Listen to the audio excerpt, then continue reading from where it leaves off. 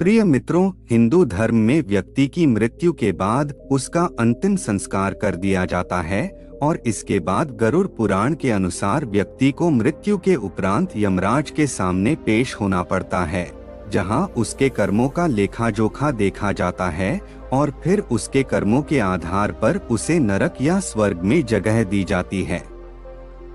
लेकिन क्या आपको पता है कि जब किसी बच्चे की मृत्यु होती है तो उसे कहाँ भेजा जाता है?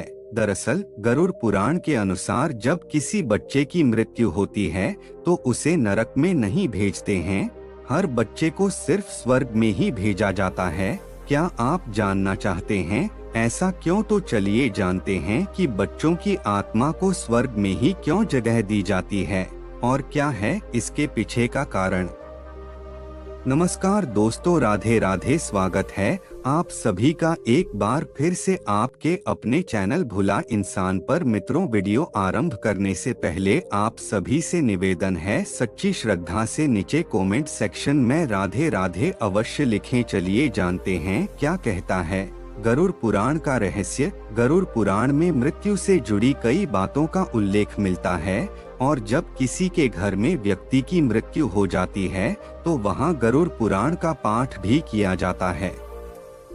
वहीं गरुड़ पुराण में इस बात का भी उल्लेख मिलता है कि 15 वर्ष से कम आयु वाले सभी लोगों को बच्चों की श्रेणी में गिना जाता है और उन्हें कर्म के आधार पर नहीं बल्कि आयु के आधार पर सिर्फ स्वर्ग लोक में भेजा जाता है, क्योंकि उनमें अच्छे बुरे की समझ नहीं होती और बच्चों के भोलेपन के कारण भगवान उनकी सभी गलतियों को माफ कर देते हैं। वहीं 15 वर्ष से अधिक आयु वाले अच्छे लोगों को स्वर्ग लोक और पापी अधर्मी लोगों को नरक लोक में भेज दिया जाता है। स्वर्ग लोक में जाती हैं बच्चों की आत्माएं भेजने के पीछे कथा भी है प्रचलित। शास्त्रों में बच्चों की आत्माओं को स्वर्ग भेजने के पीछे एक कथा प्रचलित है, जो कि इस प्रकार है। एक बार स्वयं विष्णु जी ने स्वर्ग लोक के द्वार पर आकर मृत बच्चों की आत्मा को स्वर्ग लोक के अंदर आने की बात कही।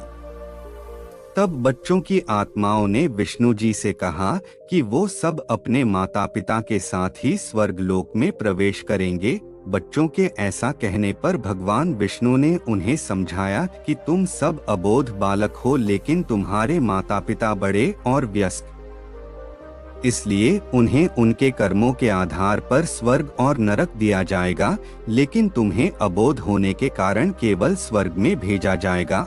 बच्चों की आत्माओं ने विष्णु जी से कहा कि उन्हें भी उनके माता पिता के साथ ही स्वर्ग लोक या नरक लोक में ही भेजा जाए।